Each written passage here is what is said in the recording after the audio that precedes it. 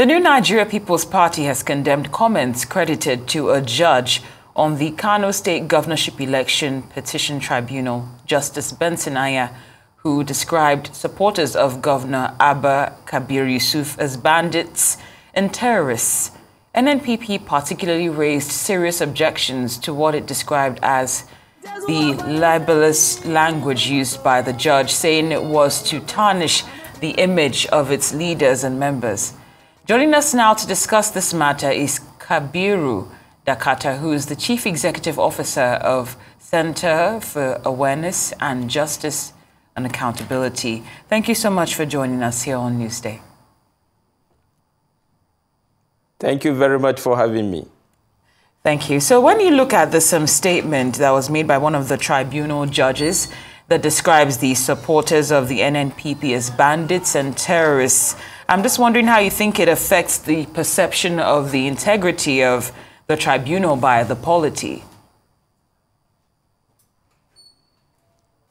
I think I don't have to talk much about that because that's something to do with law. And we have heard the legal gurus commented on that. So I think it's unfair for somebody to describe someone as a bandit unless if that person or a group has been declared as one by the relevant authority.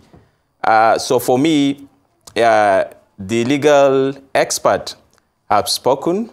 Recently, I have heard the position of the Professor S.O. Adegoke of the University of Ibadan. This is a law professor, and he commented on that. And also, I've read the position of the Professor Tijani Buba, the acting head of department of the law department in University of Maiduguri. And I have heard the position of so many legal practitioners and experts on that. It's wrong, and it's wrong. As a layperson, what I know is whatever a judge is going to discuss in the courtroom should be something that is presented before the court.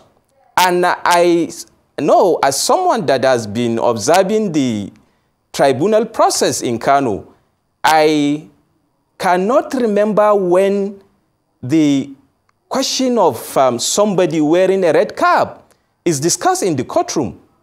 I cannot remember when someone has tried to exhibit a character of somebody that can be described as a bandit or a terrorist. I cannot remember. And this group that this judge described as terrorists and bandits is the same group that was rigged in 2019. The APC then hired thugs during the rerun election to intimidate the supporters of this Concosia movement. And their leader then calmed his followers down and asked them not to take laws into their hand. And in 2019, they went to court, and in the court, they did not get what they expected. And he, again, asked them to remain law-abiding.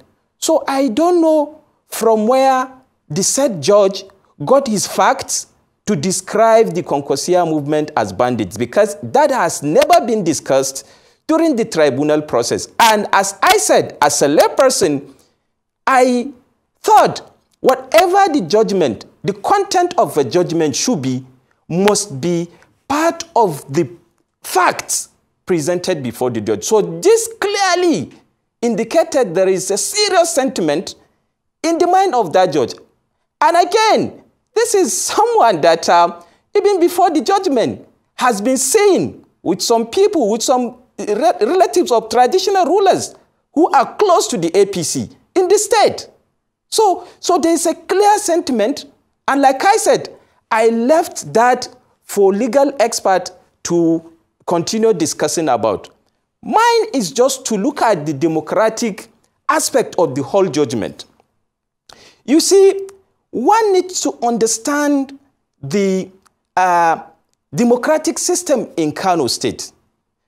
This is a system that has been dominated, the political space has been dominated for the past 12 years by one movement called Konkosia movement. In 2011, this Konkosia movement defeated an incumbent political party. In 2019, they defeated an incumbent governor. In 2023, they defeated an incumbent political party, an incumbent deputy governor. And in 2023, the movement adopted a political party that was unknown, a political party that did not have a single councillor, a political party that did not have anything.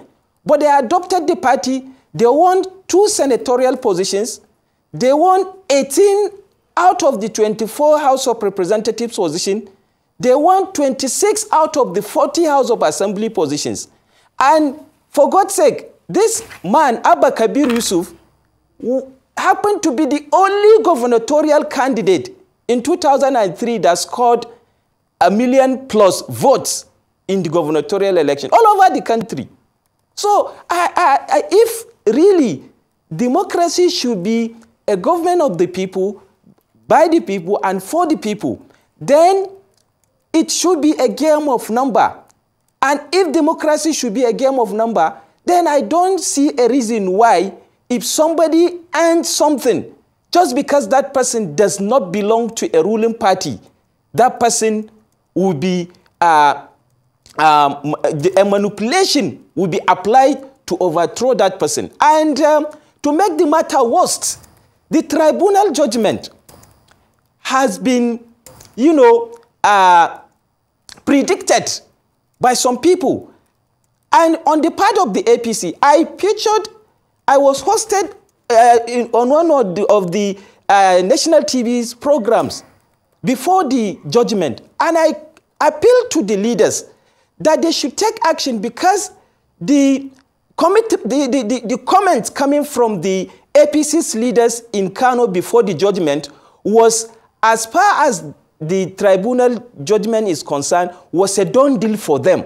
And the 44 local government chairmen in the state who are members of the APC mobilized their members before the judgment that they are going to celebrate. They started even planning, hiring halls, blocking roads, planning to celebrate before even the judgment.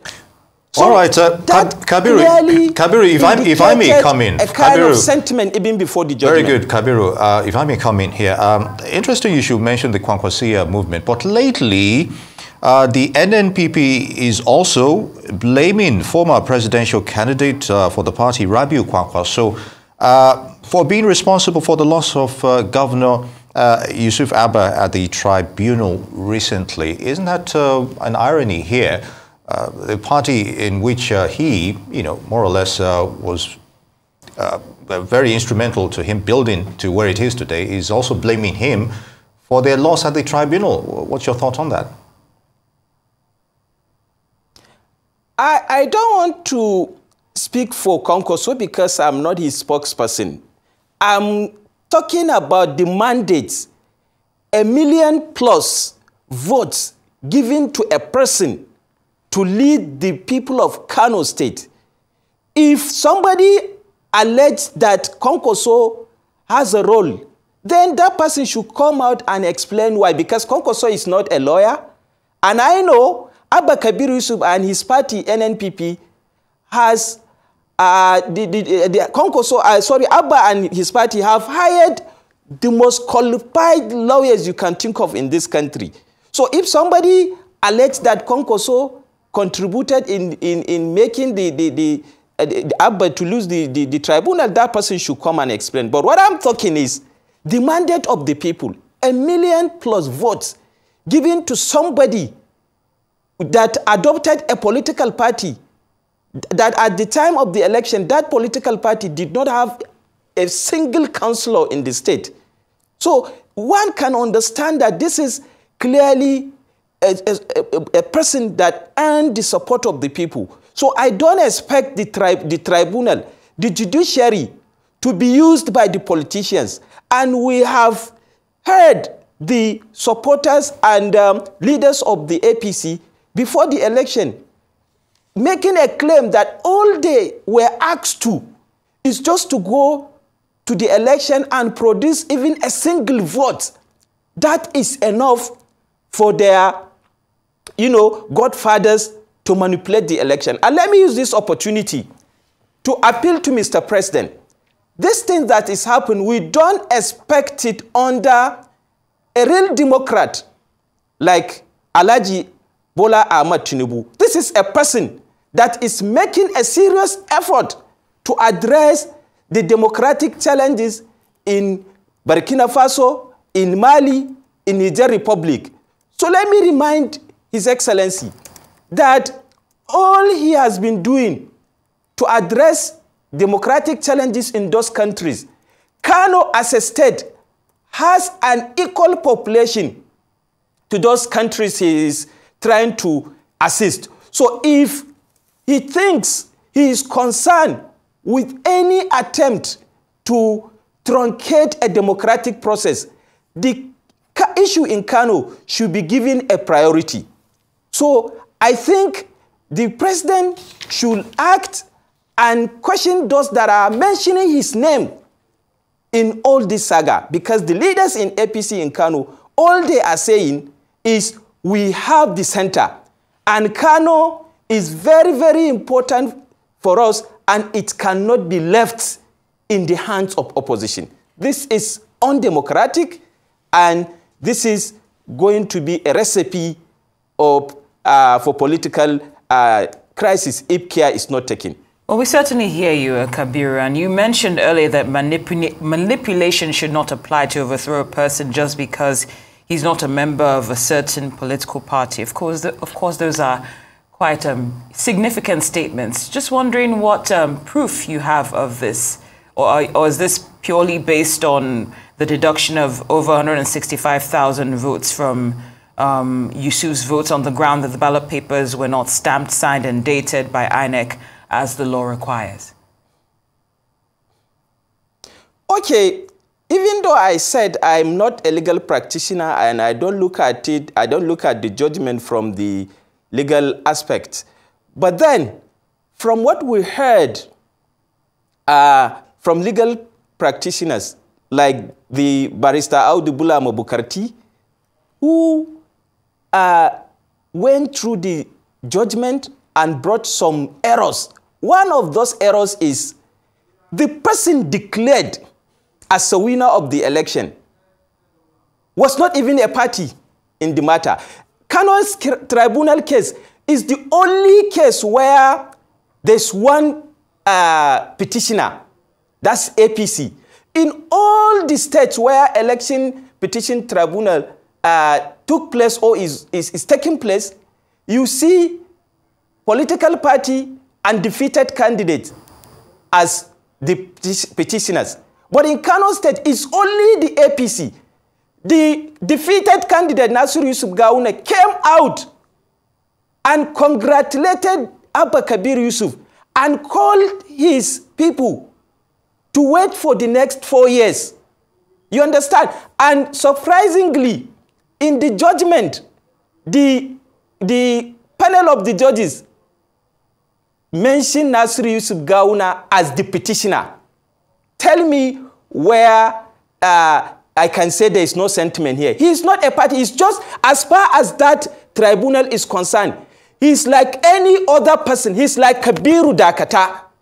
In the eyes of the law, in the eyes of the judges, he should be treated like Kabiru Dakata. It's just for the judges to say, the petitioner, Kabiru Dakata, having scored the highest number of lawful votes, is hereby declared winner.